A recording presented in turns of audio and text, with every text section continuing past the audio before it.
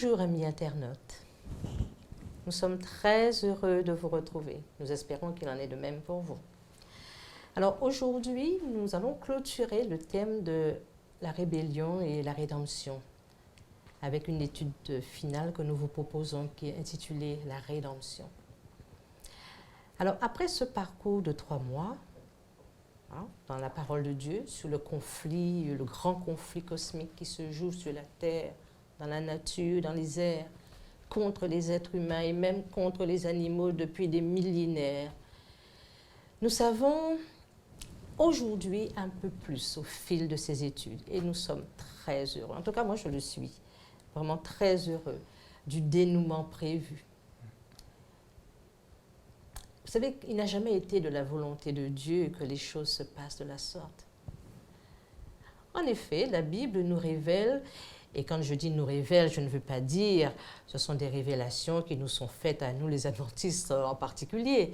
Non, mais dans la Bible et tout à chacun, Dieu révèle que ce ne sera pas un dénouement fruit de l'imagination des hommes. Vous savez, à la manière d'une grosse météorite, ni à cause d'une guerre nucléaire qui détruirait toute vie, ni à cause de l'écroulement des civilisations, et ni même à cause d'une invasion d'extraterrestres. Que sais-je? Mais ce sera selon le plan de Dieu, car lui seul, vraiment, de sa propre autorité, a déterminé les étapes de la fin de toute chose dont nous trouvons les grandes lignes dans sa parole. Et c'est ce que je vous invite à voir avec nous aujourd'hui. J'accueille 2 pasteurs, la pasteur Christelle Laposte. Bonjour Christelle. Bonjour. Et le pasteur Olivier Maire. Je vous souhaite la bienvenue. Merci. Et si vous voulez bien, je t'invite à prier avec nous. Oui. Éternel notre Dieu, nous voulons te demander que ton esprit nous anime et que ça soit l'occasion pour nos cœurs d'être attentifs et réceptifs à ce que tu as à nous dire. En Jésus-Christ. Amen. Amen. Amen. Alors, je vous accueille avec beaucoup de plaisir. En effet, comme je le disais il y a un instant, nous avons vu au fil des études comment le conflit cosmique a pris naissance. Nous avons aussi vu comment il s'est développé, quelquefois au travers d'une seule personne, à travers d'un groupe, à travers d'une nation. Nous avons aussi vu comment le plan de Dieu en faveur de l'humanité a toujours été attaqué. Nous avons vu pendant ce trimestre aussi comment le Fils de Dieu lui-même n'a pas échappé aux attaques de qui on sait. Nous avons vu comment l'Église chrétienne naissante a subi aussi des assauts pour la faire disparaître en attaquant les apôtres et les premiers disciples. Mais peine perdue, nous le savons. Parce qu'aujourd'hui, la foi en Jésus, elle a plus répandu au monde que n'importe quelle autre croyance. Et oui, c'est la réalité. Et nous bénissons Dieu pour cela. Alors, nous arrivons, comme je vous avais dit, au terme donc, de cette étude. Et en même temps, je suis remplie d'espérance. Je suis contente pour le futur. Parce que lorsque nous lisons un texte de la Bible que je vous invite à lire avec moi dans 2 Pierre 3, le verset 10, lorsque nous lisons ce texte-là, 2 Pierre 3, « Le jour du Seigneur viendra comme un voleur. En ce jour, les cieux passeront avec fracas, les éléments embrasés se dissoudront, et la terre et les œuvres qu'elle renferme sera consumée. » Alors nous comprenons bien, en lisant ce texte-là, nous comprenons bien que le monde, tel que nous l'avons vécu jusqu'à présent et tel que nous le vivons encore aujourd'hui, est voué à une fin. Alors, j'ai envie de poser, si vous voulez bien, une première question à nos invités. Alors, est-ce que vous pouvez me dire, dans le cadre de ce grand conflit, comment comprenez-vous ce texte qu'on vient de lire? 2 Pierre 3, verset 10. Alors, je resitue ce passage dans son contexte, parce qu'en fait, tout le chapitre 3 parle finalement de cet avènement, du retour de Jésus, et pas seulement de cette étape qui consiste à détruire la terre. Oui. Parce que si ça devait terminer ainsi, il n'y aurait plus d'espérance. Oui, c'est bien absolument. Parce que c'est une étape et qu'ensuite il y a le retour de Jésus et qu'il a prévu de recréer toute chose, un nouveau royaume fait d'harmonie, de paix, d'amour, qu'il y a cette espérance qui nous est proposée par le Seigneur. Absolument. Et la problématique, c'est justement de savoir, dans ce passage de 2 Pierre 3, eh bien, pourquoi cette promesse qui a été faite par le Christ, voici, je vais revenir, je vais chercher les miens, etc., pourquoi cette promesse est toujours en attente? Parce que Jésus, ça fait un moment qu'il a prononcé cette phrase, croyez en moi et je vais revenir, etc. Je vous prépare une demeure tout à fait dans le ciel. Mais simplement, le contexte montre que c'est par amour que Dieu attend, il patiente parce que son objectif, c'est de sauver le plus de monde possible. Absolument. Alors il me semble que dans le verset 10, il y a 2 éléments importants. C'est le fait que le jour du Seigneur, ce jour du retour de Jésus sur notre terre, vient comme un voleur. À savoir que c'est quelque chose qu'on peut éventuellement attendre, mais pour lequel on ne peut pas déterminer exactement quand ça va se passer. On a beau mettre des pièges, des alarmes dans sa maison, eh bien, ça a beau être prêt, il y a des caméras partout, c'est pas pour autant qu'on sait que ça sera telle date à 3 heures du matin, etc., et qu'on sait quand les voleurs viennent. Donc ça veut dire qu'il y a une attitude quelque part de préparation constante qui est celle à laquelle le Seigneur nous invite. Et puis, le fait que ça n'est qu'une étape finalement. La destruction de la terre, eh bien, on a l'impression que Dieu ne peut pas sauver autre chose que ceux qui sont ses enfants.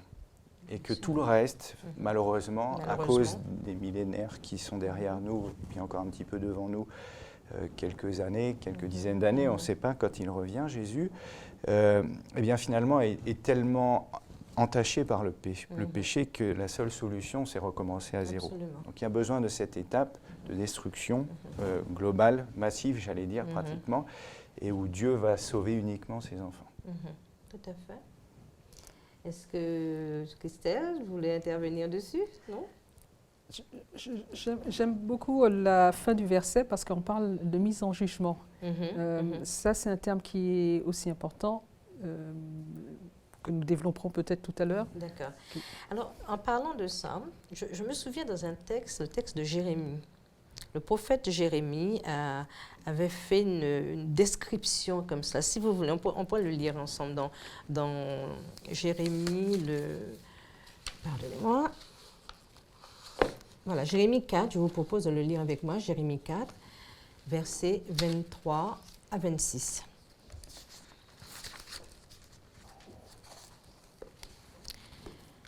Alors, parce qu'en lisant ce texte-là, je voudrais savoir, est-ce que l'on peut établir un parallélisme entre ce que Jean va nous dire des centaines d'années après Jérémie? Est-ce que c'est du même moment dont il s'agit? Alors, est-ce que vous voulez bien qu'on le lise? Qui veut le lire? Je peux peut-être inviter Christelle à le lire? Oui, tout à fait. À partir du verset 23 jusqu'au verset 26. Je regarde la terre, elle est déserte et vide. Le ciel, la lumière en a disparu. Je regarde les montagnes, elles tremblent. Toutes les collines sont ballottées. Je regarde, il n'y a plus d'hommes et tous les oiseaux ont fui. Je regarde, le pays des vergers est un désert. Toutes les villes sont incendiées par le Seigneur, par son ardente colère. Voilà, on voit plusieurs siècles auparavant, Jérémie a une vision qui est presque similaire. Alors je voulais savoir, est-ce qu'il avait déjà la vision de cette période eschatologique? Est-ce qu'il avait de cette destruction? Est-ce qu'on peut créer un parallélisme entre le texte qu'on vient de lire dans 2 Pierre 3 et avec cela? Qu'est-ce que vous en pensez? Alors, il est vrai que dans la Bible, on trouve beaucoup de prophètes qui parlent de la fin des temps. Jérémie en parle à sa manière aussi, et d'autres prophètes aussi. Alors, c'est vrai que le fait qu'il le regarde, le fait qu'il emploie le terme « je regarde » montre qu'il a une vision. Différents éléments montrent qu'il y a un parallélisme qui est fait avec le livre de la Genèse, notamment le verset 24. Et certainement, c'est le verset 25 qui te pousse à dire « il n'y a plus d'hommes » et à faire le rapprochement avec cette fin des temps. Oui. Alors, et même le verset 26, voilà. Et toutes les villes sont détruites devant l'Éternel, devant son ardente colère. C'est vrai qu'on a l'impression qu'on est dans un jugement. C'est vrai aussi qu'il y a eu des mini-jugements. Alors, est-ce que c'est de cette époque-là auquel il fait allusion, non? On pourrait dire que c'est une prophétie à double accomplissement. C'est-à-dire qu'il y a un accomplissement qui est immédiat, Par rapport au lorsque peuple, hein. Babylone va attaquer, détruire Juda, et effectivement d'un point de vue contexte qui était le leur, c'est une destruction Oui. massive, hein, Mais c'est globale. aussi un jugement. Et un jugement, effectivement, puisque le peuple a fini par tellement en faire qu'à sa tête que Dieu, à un moment, ne sait Voilà. plus trop quoi faire avec. Mhm. Et de l'autre côté, on sent que ce passage ne concerne pas seulement l'époque de Jérémie, mais aussi quelque chose qui doit arriver dans le futur. Le Donc il y a plus ce lointain. double accomplissement qui est à la fois local et en même D'accord. temps mondial, me semble-t-il. Voilà. Alors, lorsqu'on lit ces textes-là, et surtout on a aussi une vision sur l'Apocalypse, alors la question dont j'ai envie de vous poser, parce que ça me paraît être un temps qui sera très particulier. Alors lorsqu'il est dit, par exemple, je vous invite à prendre avec moi Apocalypse si vous voulez, nous allons lire l'Apocalypse 20, le verset peut-être 1 à 3. Alors, la question que j'ai envie de vous poser, y aura-t-il des vivants qui resteront après cette destruction qui me paraît quelque chose de majeur? Ce n'est pas, on parlait justement de Jérémie. Jérémie, c'était, à l'époque de Jérémie, il parlait donc de ce qui allait arriver à Juda. C'était localisé. C'était pas universel. Tandis que lorsqu'on lit dans Apocalypse et lorsqu'on lit même dans Jean, on a l'impression que c'est une destruction totale. C'est pas l'impression, c'est présenté comme étant les cieux passeront avec fracas, ce qui n'était pas dit dans Jérémie. Les cieux, les éléments brasés vont sur la terre. Voilà, la terre va être éprouvée, sera enflammée. Alors, la question que j'ai envie de vous poser, y aura-t-il des êtres vivants sur cette terre? Alors, que vont devenir les vivants, en fait? Il y a deux catégories de personnes. Il y a ceux qui sont morts au moment du retour de Jésus, dans les tombes, on va dire, et puis les personnes qui seront vivantes. D'accord. Et dans ces deux catégories, il y a aussi deux autres sous-catégories, Ouais. parce qu'il y a celles qui sont mortes en Jésus, D'accord. avec cette espérance et cette attente du retour, et que Jésus vient chercher, et puis celles qui ne le seront pas, D'accord. qui ont décidé que ça ne les intéressait pas, alors on va les appeler les méchants, D'accord. parce que la Bible les emploie appelle ce ainsi, terme. en tout cas. Les non sauvés. Voilà. Alors, il y a, donc au moment du retour de Jésus, ceux qui sont morts en Christ vont ressusciter, revenir à la vie. Bien sûr. Ils vont se joindre à ceux qui sont encore en vie et qui sont enfants de Dieu aussi, et qui, eux, vont être transmués, transformés. Voilà. Donc c'est 1 Corinthiens 15, hein, de corps corruptibles en un Absolument. corps incorruptible. Et ensemble vont constituer l'Église qui monte dans les airs à la rencontre de Jésus qui revient. Voilà. C'est le Alors, texte d'un Thessaloniciens 4, Voilà, à partir du absolument. verset 16 et suivant, qui nous informe de cela. Mhm. Et puis il y a ceux qui sont les méchants qui sont morts et les méchants encore vivants. Alors les méchants qui sont morts vont ressusciter parce qu'il faut qu'ils voient le retour de Jésus. Absolument. Mais pour mieux mourir en attendant la suite Le qu'on va jugement évoquer, final. voilà, tout à fait. Et puis ils vont se joindre à ceux qui sont les méchants et qui se demandent qu'est-ce qui est en train d'arriver et qui, eux, vont avoir une prière un peu bizarre en disant montagne, tombez sur nous, parce que voilà. finalement la gloire de Dieu, de Jésus, quand il revient, est tellement pour eux comme un feu qui va les dévorer dans sa gloire et la lumière du Seigneur qui revient à ce moment-là. Voilà. Donc entre effectivement, il n'y a plus personne après sur la terre. Et le texte que tu as évoqué, qu'on n'a pas On va lu, le lire, on va le lire. d'Apocalypse, Je propose que nous le lisions, si tu veux bien. montre bien cela. Alors, puis je vis descendre du ciel un ange qui tenait la clé de l'abîme et une grande chaîne à la main. Il saisit le dragon, le serpent ancien, qui est le diable et Satan, et le lia pour 1000 ans. Il le jeta dans l'abîme, qu'il ferma et scella au-dessus de lui, afin qu'il ne séduise plus les nations jusqu'à ce que les 1000 ans soient accomplis. Après cela, il faut qu'il soit délié pour un peu de temps. Alors, je vous aimais que nous entrions un petit peu dans ce texte-là. Il y a des choses qui me posent question. Alors, on vit descendre, donc Jean dit qu'il vit descendre un ange qui avait la clé de l'abîme. Alors, qu'est-ce qu'il veut dire par là? Est-ce que peut-être le pasteur Christelle peut nous dire quelque chose, hein? Alors, il faut savoir que ce sont des images qui sont prises ici. C'est-à-dire que pour les gens de l'époque, ce sont des images qu'ils peuvent bien comprendre. Ce sont aussi des images qui sont des images bibliques. C'est-à-dire que le lecteur assidu de la Bible peut retrouver par des correspondances ce qui est dit et comprendre ce qui est expliqué ici. Alors, par rapport à ce que tu dis, on peut justement, en croisant les textes, ici, il est question d'abîme. On retrouve un petit peu l'idée de ce qu'a été la terre au moment de la création, cette idée de chaos, hein, un petit peu. Est-ce qu'on pourrait faire une similitude, on pourrait faire ici un rapprochement des textes peut-être par rapport à ce que vous disiez? Alors oui, généralement. Alors, certains théologiens voient l'abîme comme étant le lieu où Satan a été jeté du ciel la première fois. Une des études de ce trimestre a permis de voir cela. Voilà. Et ensuite, la terre va être créée dessus, effectivement. Mais l'idée qu'il y a surtout derrière, c'est un lieu où où il n'y a rien, voilà, où il ne peut rien faire. Voilà. Et on a un exemple de Jésus lorsqu'il va chasser un des démons dans les évangiles, le texte nous est raconté. Le démon lui dit spécifiquement, ne m'envoie pas dans ce lieu-là, m'envoie-moi plutôt dans les cochons, mais pas dans ce lieu-là. On voit bien que c'est un lieu pour eux où c'est vraiment quelque chose qui est vraiment terrible pour eux.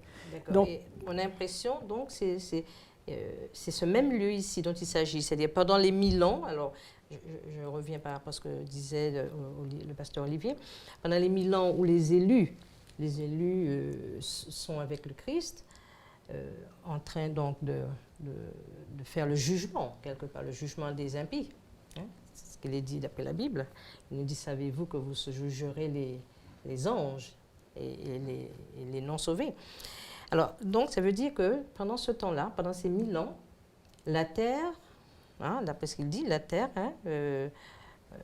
la clé de l'abîme, il le saisit, le dragon, le serpent ancien qui est le diable et Satan, il le lia pour 1000 ans. Ça veut dire, alors là aussi, je me pose question, comment peut-on lier Satan, quoi?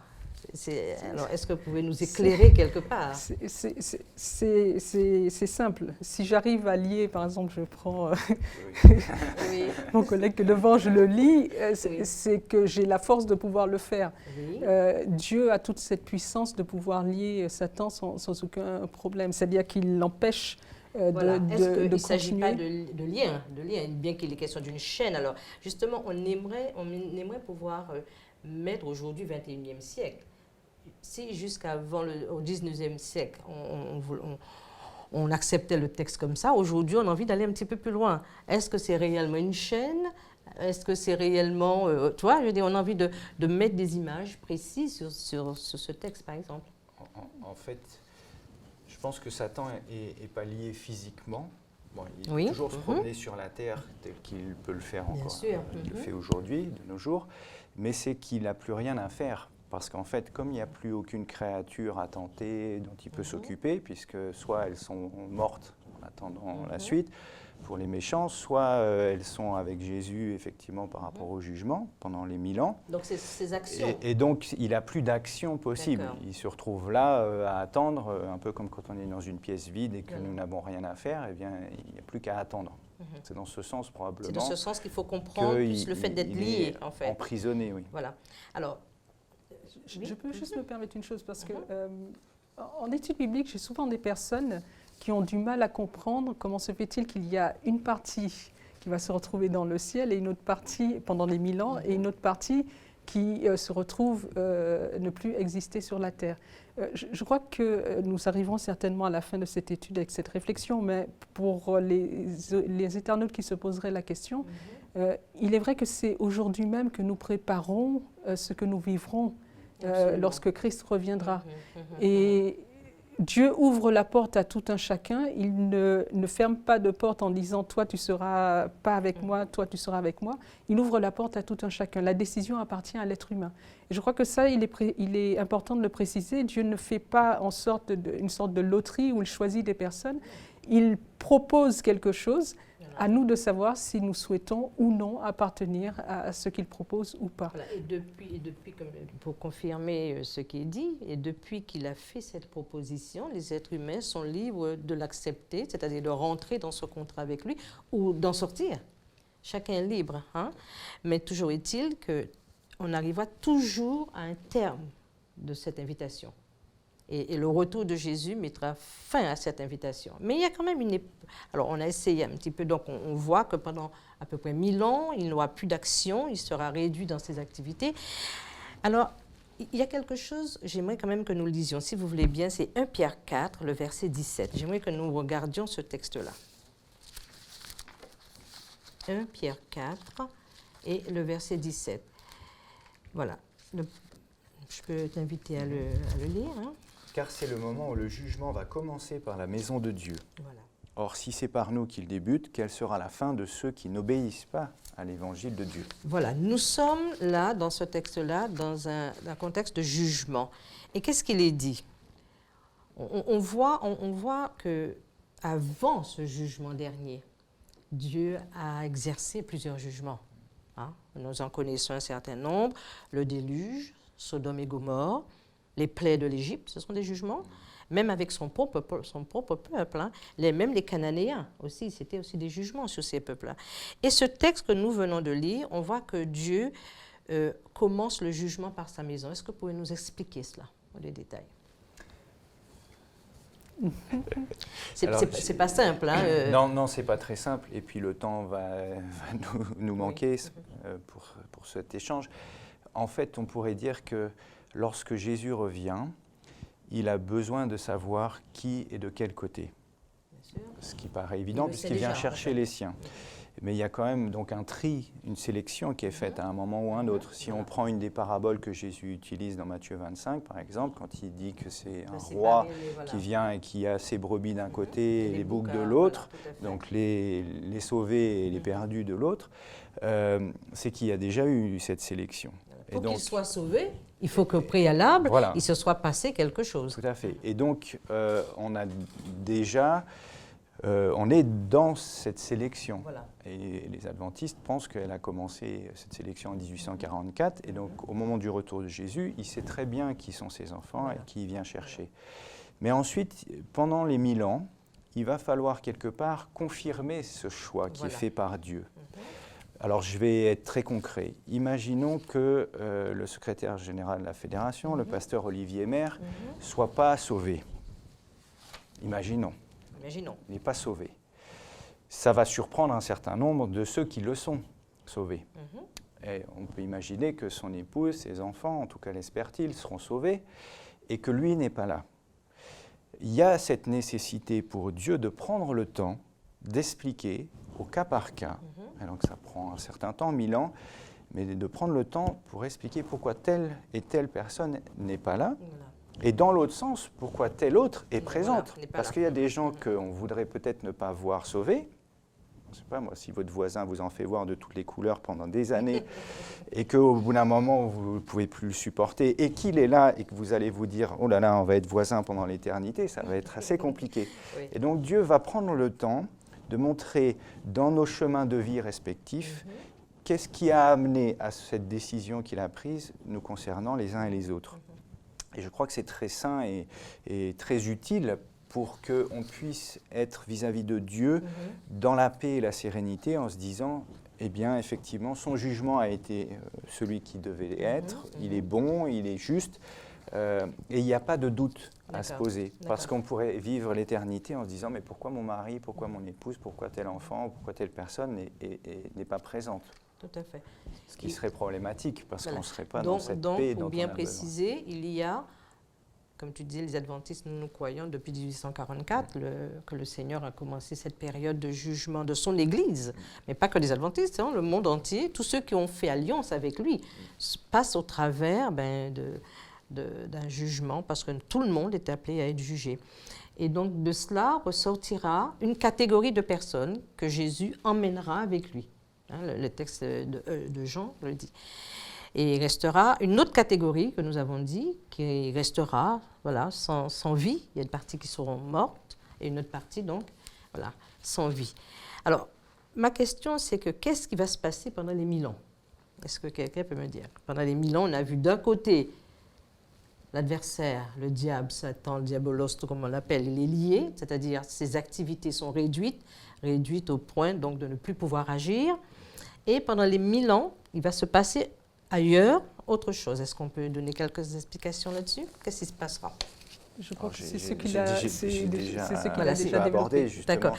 Alors, on n'a pas pris le texte, effectivement. Voilà, on parce va qu'on le aurait prendre pu dans l'Apocalypse. C'est là où il est bon aussi de spécifier que ça commence par la maison de Dieu. Par la maison, voilà, c'est C'est-à-dire ça. que, comme tu le disais tout à l'heure, l'engagement qu'on prend avec Dieu, et c'est là où il est bon, tu spécifiais le diable, étant l'accusateur. On a le texte de Zacharie 3 qui donne cet élément. C'est à nous, à ceux qui se sont engagés, de faire en sorte qu'ils soient prêts lorsque Christ reviendra et qu'ils fassent partie de ceux qui ont eu, qui ont fait ce qu'il fallait.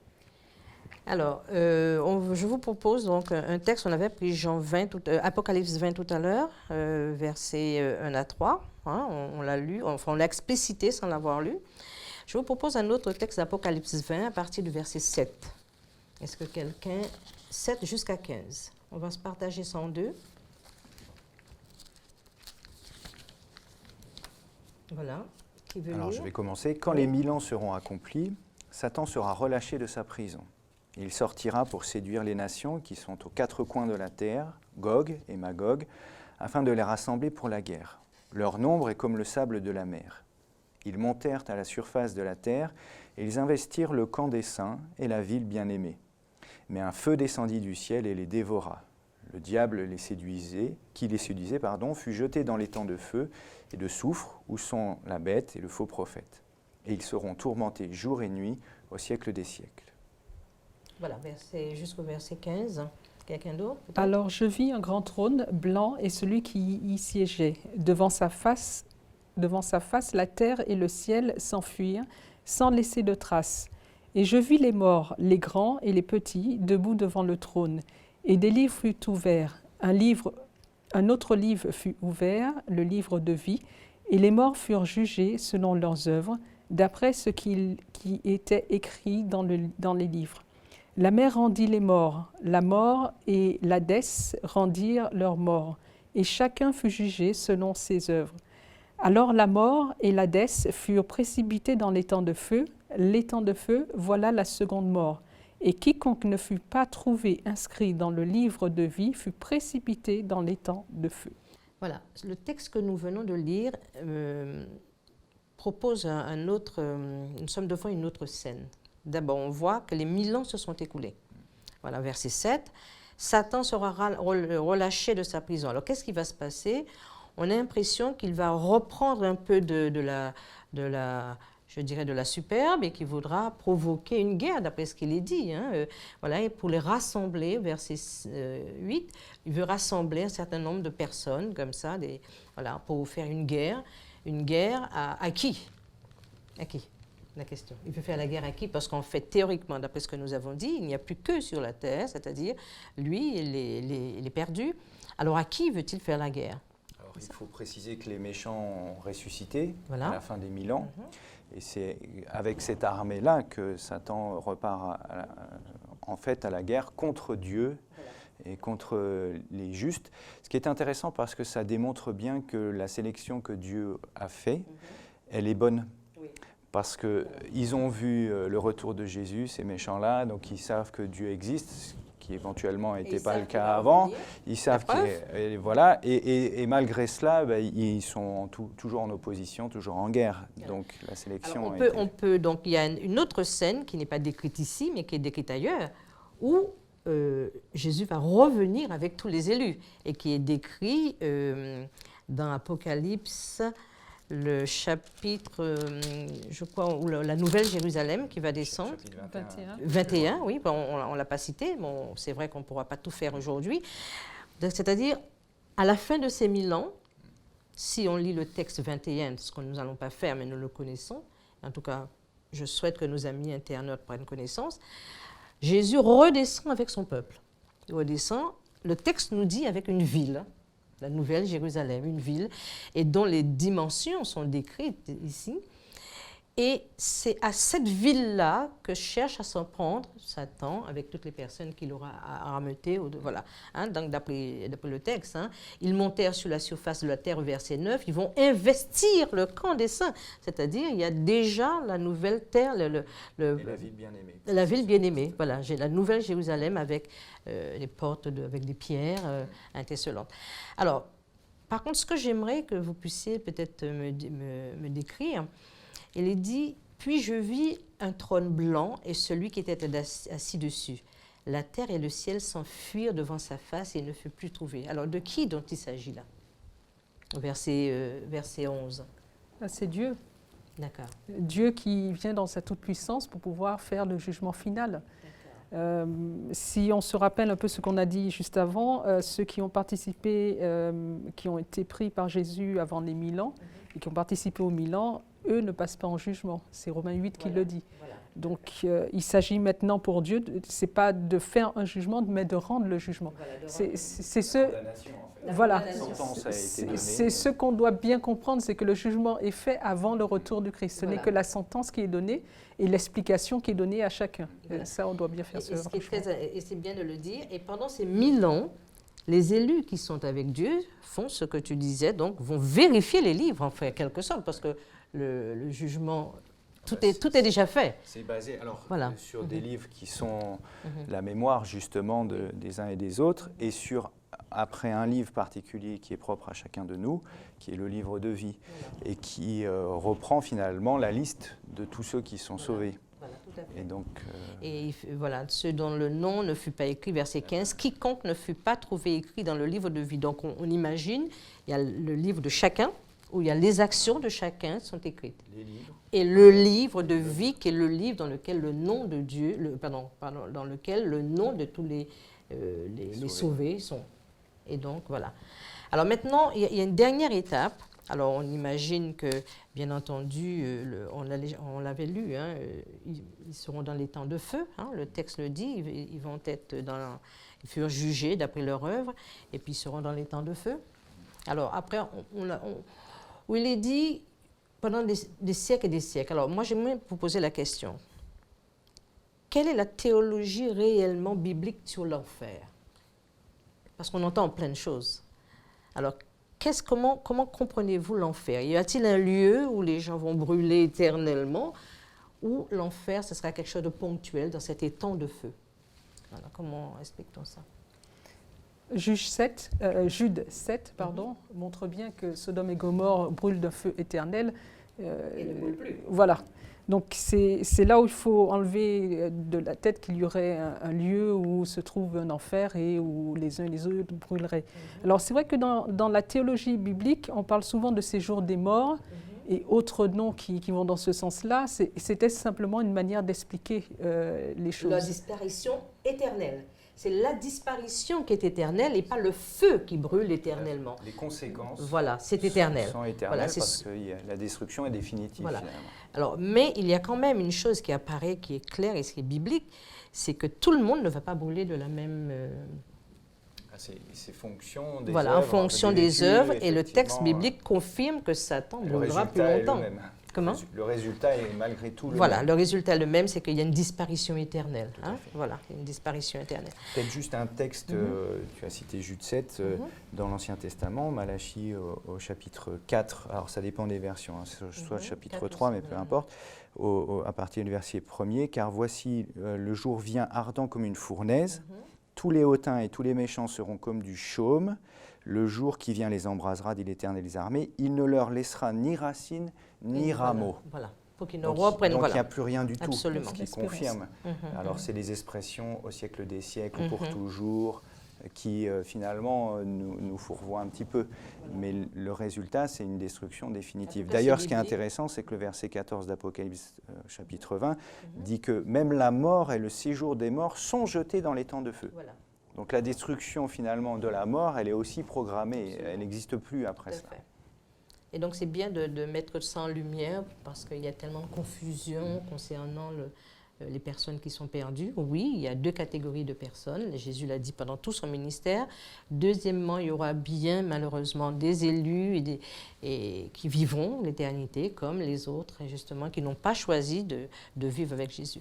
Alors maintenant, la dernière partie que j'ai envie de voir avec vous rapidement, que dit la Bible sur ce qui va suivre après? Est-ce qu'il existe un après ce jugement? Alors, on va trouver ça dans Apocalypse 21, le verset 1 à 5, que je vais lire avec vous si vous voulez bien. « Puis je vis un nouveau ciel et une nouvelle terre, car le premier ciel et la première terre avaient disparu et la mer n'était plus.